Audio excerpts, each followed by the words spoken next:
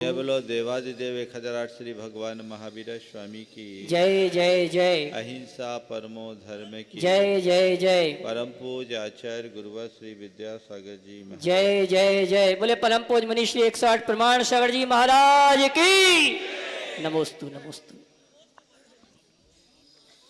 एक लंबे अंतराल के बाद आज फिर आप सबके अभिमुख होने का ही अवसर मिला है। हमारे जीवन में अवसर अनेक आते हैं, लेकिन प्राप्त अवसर का लाभ कोई बिरला ही उठा पाता है। हम अपने जीवन को अगर पलट कर देखें तो पाएंगे न जाने कितने कितने अच्छे अच्छे अवसर हमें मिले। वे लोग अभागे हैं जिन्हें अच्छे अवसर नहीं मिलते, लेकिन वे लोग और ज़्यादा अभागे हैं जो अवसरों का लाभ नहीं उठा पाते। आज चार बातें आप सबसे करने का मन है। अवसर मिलना, अवसर खोजना, अवसर मिलना, अवसर खोना और अवसर का लाभ उठाना। अवसर खोजना, अवसर मिलना, अवसर खोना और अवसर का लाभ उठाना। हमें हमेशा अच्छे अवसर खोजना चाहिए। जितने भी विकासशील लोग होते हैं, जिन्होंने अपने जीवन को आगे बढ़ाया है, ऊंचाइयों तक पहुंचाया है, वे ही लोग हैं जिन्होंने हर क्षण अच्छे अवसर की तलाश की है। वे अवसर की तलाश में रहते हैं और जब अवसर मिलता है तो उसका लाभ उठाने में चूकते नहीं। दो तरह के लोग इस दुनिया में दिखते हैं। एक वे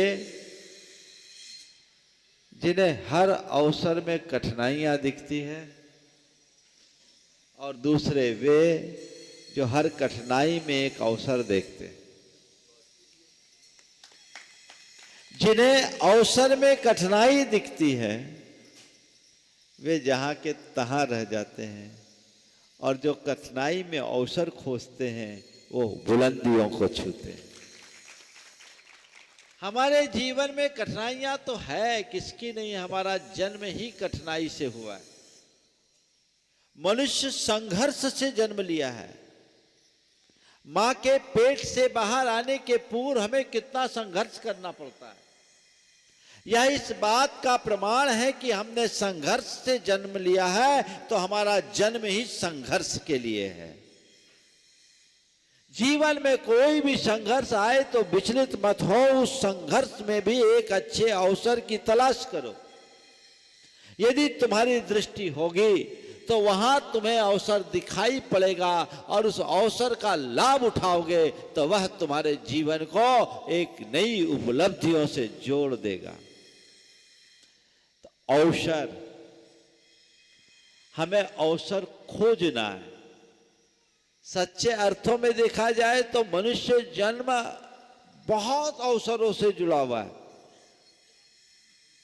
इस संसार से पार उतरने का अवसर अगर किसी को है तो एकमात्र मनुष्य को है, और किसी को है क्या? नहीं ना।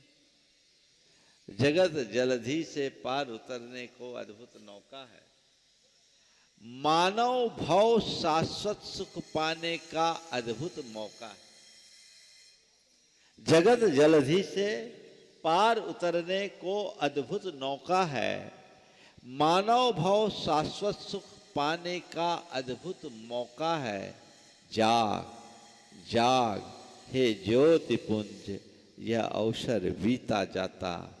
जो क्षण गया गया वापस, फिर लौट कभी नहीं आता। जो बीत गया वो लौट कर नहीं आएगा, इसलिए हर क्षण को अपने लिए एक अच्छा अवसर समझो। अवसर खोजो, अवसर तलाशो। कुछ लोग हैं जो अवसर खोजते ही रह जाते हैं। खोजते रहने वाले कुछ नहीं हो कर पाते। खोज कर उसका लाभ उठाने वाले सब कुछ कर लेते हैं। कभी मन में आया कि मेरे पास कितने अच्छे अवसर हैं? अब शुरुआत करता हूं आपसे। कई लोग रोना रोते हैं, महाराज अब हमारे बस की नहीं है, मेरे पास कोई अवसर ही नहीं है, मेरे पास मौका नहीं है, मैं क्या करूं? चाहता हूं कल्याण करूं, दान करूं, धर्म करूं, त्याग करूं, तप करूं, पुण्य करूं, पुरुषार्थ करूं, मन में आता है, पर महाराज कर नहीं पाते। हम ऐसे जंजाल में फंसे हैं, हमें कोई अवसर ही नहीं मिलता। अब उसके लिए आड़ ले लेते हैं कर्म की कि महाराज क्या करे, कर्म का उदय है। अब मैं आपके एकदम नीचे से शुरुआत करता हूं और आपसे आपके अवसर का एहसास दिलाता हूं। दिलाऊं? एकदम नीचे से मैं उस व्यक्ति को खड़ा करता हूं जो व्यक्ति निर्धन है। जो व्यक्ति निर्धन है और जिस व्यक्ति के मन में दान धर्म की इच्छा होने के बाद भी दान धर्म नहीं कर पाता, मैं उनसे कहता हूं हताश क्यों होते हो? तुम्हारे पास पैसा भर नहीं है, बाकी चीज तो है। हाँ, पैसा नहीं है, बाकी सब कुछ तो है। तुम दान करना चाहते हो तो दान के अनेक अवसर हैं। बोलो, हम दान करते हैं कि नहीं करते? बोलो, हम लोग दान करते हैं कि नहीं करते? मुनि लोग दान करते हैं कि नहीं करते? बोलो। हमारे पास तो पैसा नहीं है, फिर दान कैसे हो रहा है? और अभी भी दान चल रहा है। अरे दान नहीं करते, लुटाते हैं। इस बात का प्रमाण प्रस्तुत हो गया ना कि धन के अभाव में भी दान किया जा सकता है। बोलो, कर सकते हो कि नहीं? करते हो? देखो किसका दान करो। धन का दान करने की तुम्हारे पास अनुकूलता नहीं है, कोई बात नहीं, दान न दे सको, योग दान दो। और दान भी देना है तो समय का दान दो, शब्दों का दान दो, स्नेह का दान दो और धन का दान दो। समय, शब्द, स्नेह और आखिरी में दान है। तो तुम्हारे पास धन नहीं है, एक नहीं है, तीन तो है, 75% मौका है तुम्हारे पास। समय का दान दो, अच्छे कार्य में अपना समय नियोजित करो। और ध्यान रखना, दान से बड़ा योगदान होता है। धन देने वाला केवल धन का दान करता है, पर समय देने वाला बड़ा योगदान देता है। अगर समय देने वाले ना हो तो धनिकों के धन का भी सही उपयोग ना हो। तो रोना क्यों रोते हो? अरे अब क्या करें, हमारे पास तो है नहीं, धर्म तो केवल पैसों वाला का हो गया, अब हमारे पास पैसे नहीं। अरे पैसे वालों से बड़ा योगदान देने वालों का स्थान है। पर जैसे कर्म फूटे लोग हैं ना दान देते ना योगदान देते, दोनों की आलोचना में जवान चलाते और अपना सब कुछ नाश कर देते हैं। तो समय का दान दिया जा सकता है कि नहीं? आप कभी ये अवसर खोजते हो? अपने जीवन के प्रति सकारात्मक होकर देखो, आप महसूस करेंगे कि नहीं, मेरे पास बहुत कुछ है और वो भी तुम कर सकते हो जो अच्छे अच्छे करोड़पति ना कर सके। समय का दान, शब्दों का दान। कोई बड़ा आहत है, हताश है, निराश है, परेशान है, उसे 2 अच्छे शब्द का संबोधन दे दो, उसके हृदय को खिला दो। क्या तुम्हारा ये दान नहीं है? हाँ? केवल संपत्ति के दान को दान क्यों बोलते हो? शब्द के दान, उस समय कंजूसी क्यों? मुझे लगता है पैसों के दान में तो फिर भी लोग उदारता दिखा देते हैं, शब्दों के दान में प्राय कंजूसी कर देते हैं। कभी किसी की प्रशंसा का अवसर आता है, जी खोल करके करते हो कि नाप तोल करके करते हो? आलोचना करते समय कोई हिसाब नहीं, सोचना नहीं पड़ता, बिना सोचे आप आलोचना पुराण खोल देते हो। लेकिन किसी की प्रशंसा करनी हो तो आपको सोचना पड़ता है कि इसके लिए कौन सा शब्द उपयुक्त तो होगा। वहां कंजूसी, वहां कटौती। जहां जरूरत पड़े दिल खोल करके बोलो, क्योंकि शब्दों की अपार संपदा तुम्हारे भीतर है। और संत कहते हैं ऐसी संपत्ति है जितना लुटाओ बढ़ेगा घटेगा नहीं।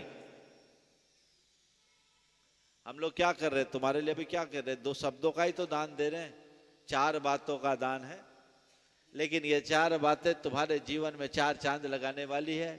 यही है ना, अरे हमको नहीं करना, हमको नहीं करना। बहुत सारे लोग परेशान थे महाराज इन दिनों आपके प्रवचन नहीं, हमने बोला इतने प्रवचन दिए हुए उसी को तो सुनो। कुछ अपनी व्यस्तता थी, लेकिन आज मन बन गया। अच्छा है, चतुर्दशी का दिन है, अब ये क्रम चालू होगा। लेकिन हमें जहां जब जिसको जरूरत हो उस समय समय का दान दो और शब्दों का दान दो, उससे सौहार्द बढ़ता है। स्नेह दान, आदमी को स्नेह दो। आज इसकी बड़ी कमी होते जा रही है। आखिरी में है संपत्ति। तो बोलो, कोई निर्धन व्यक्ति ये कहे कि मैं दान नहीं कर सकता हूं, सच बोल रहा है कि झूठ? बोलो, तो आप झूठ बोलोगे कि सच?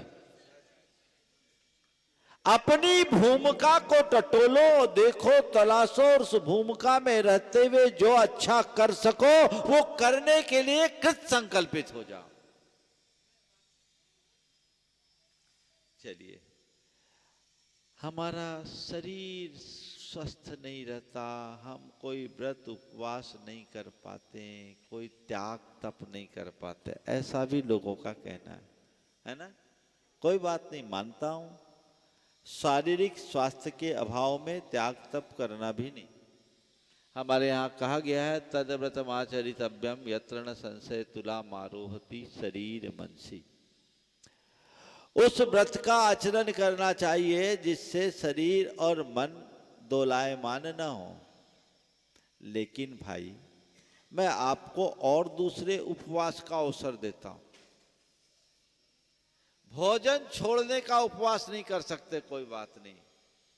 निंदा न सुनने का उपवास कर सकते हो, आलोचना न करने का उपवास कर सकते हो, मोबाइल यूज न करने का उपवास कर सकते हो, टेक्नोलॉजी से दूर रहने का उपवास कर सकते हो, और लोगों से कांटेक्ट कम करने का नियम ले सकते हो। बोलो, कर सकते हो कि नहीं? यह अवसर, उपवास का मतलब क्या? उपवास, अपनी आत्मा के निकट वास करने का नाम उपवास है। भोजन तो केवल बाहरी उपवास है। हाँ? और बाहर वाला दिख रहा है, पर तुम हताश क्यों हो? उपवास अगर मुझे करना है तो मैं उपवास कर सकता हूं। चलिए, मोबाइल का उपवास। महाराज रोटी छोड़ देंगे, लेकिन वो तो धड़कन बन गई है, जीवन का अंग बन गया है। मेरे संपर्क में बहुत सारे लोग हैं। एक सज्जन ने बोला, महाराज मैं न्यूज फास्टिंग करता हूं। News fasting? बोले क्या हो गया? बोले मैं कोई ना न्यूज सुनता हूं ना पढ़ता हूं। बोले क्यों? एक ने बताया कि न्यूज में केवल नेगेटिविटी होती है और उसको सुनने से अपनी नेगेटिविटी बढ़ती है। बात मुझे बैठ गई महाराज, मैंने उसे टोटली बंद कर दिया। बिना मतलब का कोई काम नहीं, मेरे पास ना कोई व्हाट्सएप है ना फेसबुक है। टेक्नोलॉजी का उपयोग मैं केवल अपने व्यापार के लिए करता हूँ। और महाराज आपको क्या बताऊँ, तब से मैं बहुत शांत भी रहने लगा हूँ और मेरा व्यापार का ग्रोथ भी बढ़ गया है। व्यापार का ग्रोथ बढ़ा है। आप कर सकते हो। आप ये देखिए कि मेरा समय व्यर्थ के कार्यों में कितना अधिक बर्बाद होता है। अगर आप अपना आकलन करोगे ना तो पाओगे काम में कम, फालतू में ज्यादा एंगेज होते, बिना मतलब। आप अवसर खोए नहीं। फिर आपके पास त्याग तप करने की व्यवस्था नहीं है, कोई बात नहीं, भगवान का नाम लेने का अवसर है कि नहीं? बोलो, हम पुण्य नहीं कर पा रहे, कोई बात नहीं। तुम बड़ा बड़ा और कोई कार्य नहीं कर रहे हो, व्रत उपवास नहीं कर पा रहे हो, कोई चिंता नहीं, भगवान का नाम तो ले सकते हो। उसमें कोई पैसा लगता है? हम बोले चाहते महाराज पूजा विधान में बैठे बड़ी बोलियां नहीं ले पाते, पैसे का भाव, कोई बात नहीं, बड़ी बोली नहीं ले सकते पर बढ़ चढ़ के भगवान का नाम तो बोल सकते हैं। बोली लेने के लिए पैसे लगते हैं, भगवान के नाम लेने के लिए कौन से पैसे लगते हैं? नमोकार जपने के लिए कौन से पैसे लगते हैं?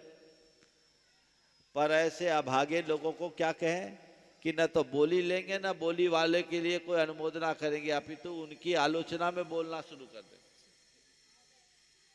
क्यों?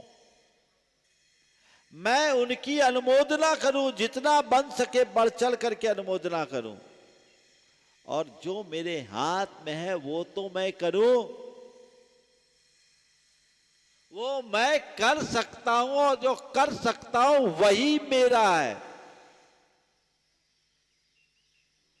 ऐसा भाव मन में क्यों न जगाया जाए, है ना? तो ये अवसर है ना। मैं दीक्षा नहीं ले सकता, ठीक है, व्रती तो बन सकते हो, व्रती तो बन सकते हो, महाव्रती नहीं बने व्रती बन जाओ। मैं व्रती नहीं बन सकता, मेरी अनुकूलता नहीं, मेरे पास साधन नहीं है, तो कोई बात नहीं, व्रतों का अभ्यास तो कर सकते हो। वो भी नहीं कर सकता तो कोई बात नहीं, कुलाचार का पालन तो कर सकते हो। वो भी नहीं कर सकता तो कोई बात नहीं, अष्टमूल गुणों को धारण तो कर सकते हो। वो भी नहीं कर सकता तो कम से कम रात्रि भोजन तो छोड़ सकते हैं, और वो भी नहीं कर सकता तो फिर मैं क्या कर सकता हूं? बहाने ही बना सकते, हाँ? है ना? कुछ लोग बड़े बहानेबाज होते हैं, बहुत बहाने, एक से एक बहाना। एक बार ऐसा हुआ, एक स्कूल में शिक्षक ने सबको सबक दिया कि आप सबको कुत्ते का चित्र बना के लाना। तो अब एक सब बहाना बना देते थे। एक छात्र ऐसा बहानाबाज था कि उसको पकड़ना मुश्किल। तो उसको बोला, एक काम करो, ऐसे नहीं चलेगा, कल तुमको एक चूहे का, एक बिल्ली का, एक कुत्ता का चित्र लेके आना, 3 चित्र लेके आना है। सर ले आएंगे। बाकी बच्चे तो चित्र लेके आए, ये जनाब ऐसे ही पहुंच गए। बोले क्यों, चूहे के कुत्ते का चित्र लेके क्यों नहीं आए? बोले सर क्या बताएं, सबसे पहले मैंने चूहे का चित्र बनाया, चूहा एकदम जीवंत हुआ। उसके बाद बिल्ली का चित्र बनाया, बिल्ली भी जीवंत हो गई। उसने कुत्ते को देखा, कुत्ते को खा, जो चूहे को देखा तुरंत खा ली। बिल्ली ने चूहे को जैसे ही देखा झपट के खा गई। पर सर उसके बाद मैंने कुत्ते का चित्र बनाया, कुत्ता भी बिल्कुल जीवंत बना, और कुत्ते की जैसी नजर पर बिल्ली पर नजर पड़ी, कुत्ता ने बिल्ली को खा लिया। तो शिक्षक ने बोला कि ठीक है, कुत्ता कहाँ है, कुत्ते ही ले आते। बोले सर कुत्ते को लेके आ रहा था, रास्ते में बच्चे लोगों ने ढेला मारा, वो कुत्ता कहाँ भाग गया पता नहीं, इसलिए मैं लेट हो गया। ऐसे लोगों के लिए क्या कहा जाएगा? कुछ भी नहीं। अपनी भूमिका के अनुरूप जो किया जा सके करो, और नीचे आ जाओ। इतना भी नहीं कर सकते तो चलो कोई बात नहीं, तीर्थ यात्रा कर लें, गुरुओं के समागम में कर लें, प्रवचन सुन लें, स्वाध्याय कर लें, धर्म की 4 बातें कर लें। कितने अवसर हैं। लोग अपने लौकिक प्रयोजनों की पूर्ति के लिए तो फिर भी अवसरों को तलाश लेते हैं, पर पारमार्थिक क्षेत्र में मिले हुए अवसर को भी खो देते हैं। तलाशना तो बहुत दूर की बात है। संत कहते हैं अवसर खोजो, अवसर खो मत। अगर अवसर खो दिए तो पछताने के अलावा और कुछ नहीं रहेगा। तो अवसर खोजो, अवसर पाओ, अवसर मिले तो चूको मत, उसका लाभ उठाओ। अवसर खो दोगे तो कुछ भी हासिल होने वाला नहीं है। हमें ये अवसर मिला है, इसका लाभ उठाना है। अनंत जन्मों का इतिहास हमारा यही बताता है कि हमने भाव भाव में अवसर खोया है। अवसर खोया है, लाभ नहीं उठाया। जिनने लाभ उठाया वो भगवान बन गए। हम भाग्यवान तो बन गए पर अपने भाग्य का फायदा नहीं उठाए। एक पुरानी कहानी याद आ गई, आज के संदर्भ में वो बहुत उपयोगी है। एक सेठ था, परिस्थिति की कुछ ऐसी मार पड़ी कि वो एकदम दरिद्र हो गया। जिसके दरवाजे से कोई याचक खाली हाथ नहीं लौटता था, वही सेठ दाने दाने के लिए मोहताज हो गया। कर्म की ऐसी मार पड़ी कि उसके पास कोई उपाय ही नहीं बचा।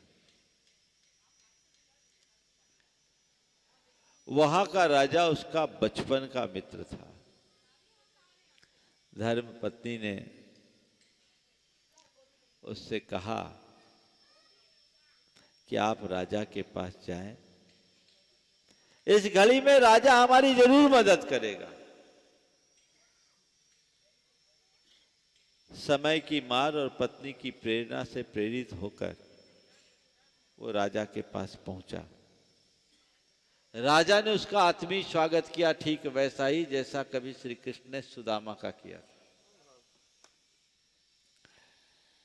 राजा ने उसके हाल चाल को देखकर उससे पूछा, यह घड़ी रख देना।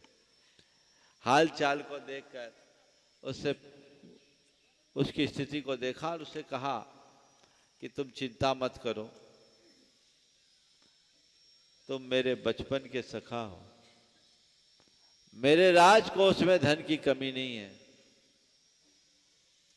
मैं तुम्हें अपने खजाने में प्रवेश देता हूं, रत्नों के खजाने में जाओ और तुम जितना चाहो भर के ले आओ।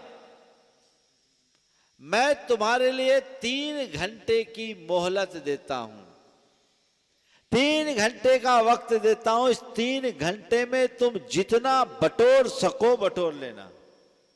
अंदर घुसा, रत्नों के झिलमिल प्रकाश में वो एकदम, उसकी आंखें चुंधिया गई, एकदम चकाचौंध।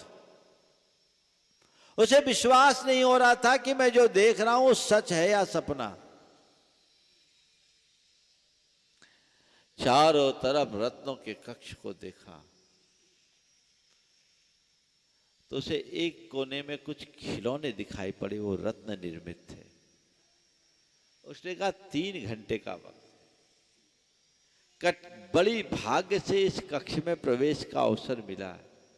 अब रत्नों का करूंगा क्या, 2-4 रत्न उठा लूंगा, निहाल हो जाऊंगा। थोड़े दिन इन खिलौने के साथ खेल क्यों न लूं। वो खेल में मगन हो गया।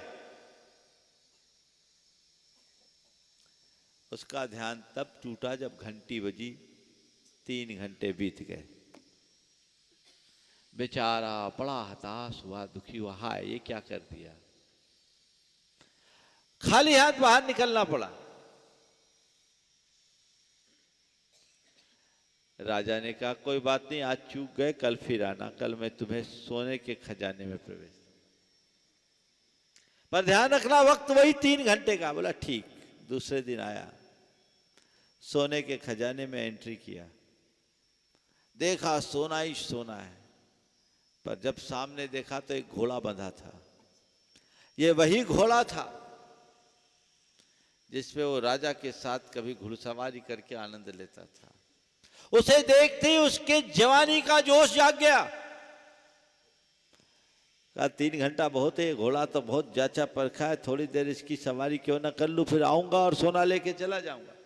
वो घोड़े पर सवार हुआ, हवा से बातें करने लगा। लौट कर आया, 3 घंटे बीत चुके थे। फिर गया। राजा ने कहा देखो तीसरा मौका और देता हूं, पर कल तुम्हें चांदी के खजाने में प्रवेश मिलेगा, पर ध्यान रखना समय केवल 3 घंटा। तीसरे दिन गया, चांदी के खजाने में प्रवेश किया और कुछ झोले लेकर गया था। जाते ही झोले भरे और झोले भर के दोनों हाथ में झोले लेकर आया, पर दरवाजे के पास जैसे आया वहां एक छल्ला लगा था। छल्ला, छल्ला समझते हैं? वो छल्ले के नीचे लिखा था मुझे न छेड़े, छेड़े तो सुलझ कर ही जाए। ये क्या बात, सामान सा छल्ला है। उसने हाथ डाला, उसका हाथ उस छल्ले में बुरी तरह उलझ गया। अब बेचारा क्या करे, तो छल्ले से हाथ को छुड़ाने में रखा, तो दोनों झोले एक तरफ, हाथ सुलझाते सुलझाते 3 घंटे बीत गए, वो वहीं रह गया। अब क्या है, अब तो राजा से सामना करने की भी हिम्मत नहीं हुई। घर आया, घर पत्नी ने कहा जाइए आप एक बार निवेदन कीजिए, चौथा मौका और मिलेगा। राजा से निवेदन किया, राजा ने कहा ठीक है कल आना, कल चौथा और आखिरी मौका, पर तुम्हें तांबे के खजाने में प्रवेश मिलेगा। आप फिर गया, आपकी बार तो गलती नहीं करूंगा, 3 बार का अनुभव।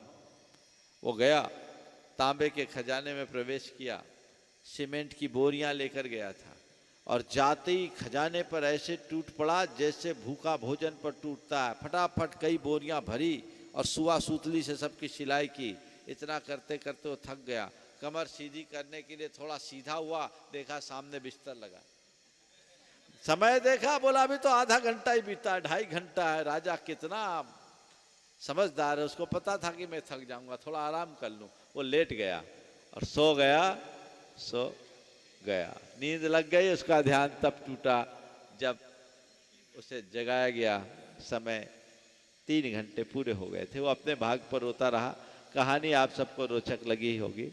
ये कहानी एक काल्पनिक कहानी है, पर ये हम सबकी कहानी है। हम सबको ये मनुष्य जीवन ऐसे ही 4 अवसरों के रूप में मिला है। हमारा बचपन जो रत्नों जैसा कीमती है, उसे व्यक्ति खेल कूद में बिता देता है। यौवन जो सोने जैसा मूल्यवान है, उसे लोग अपने जोश में बर्बाद कर देता है। वो घोड़ा जवानी का जोश है, और प्रौढ़ावस्था वो गृहस्थी का छल्ला है जो चांदी जैसा है, उलझता है तो उलझ के रह जाता है। मैं कहता हूँ उस छल्ले में हाथ डालो मत, और एक हाथ डाल दिया तो दूसरे से खजाना खाली करने लगो। दूसरे को उससे नहीं निपटा, वो सुलझना नहीं है, पड़ गया, गलती कर दी है, तो दूसरे से जितना काम किया जा सकता है वो करते रहो। और चौथापन है बुढ़ापा, जो तांबे जैसा है, उसमें कुछ भी नहीं होता और जीवन आगे नहीं बढ़ पाता। हम अपने जीवन में प्राप्त अवसरों को ऐसे ही खोते हैं, इसलिए कुछ नहीं कर पाते। ये पंक्तियाँ सार्थक है। बचपन गया खिलौनों के संग, तरुणी संग तरुणाई, अर्ध मृतक सम बूढ़ापन है, कैसे बचोगे भाई। ये जीवन की वास्तविकता है। इस भाव के साथ मैं यहीं पर विराम ले रहा हूँ। बोलिए परम पूज्य आचार्य गुरुवर से विद्यासागर।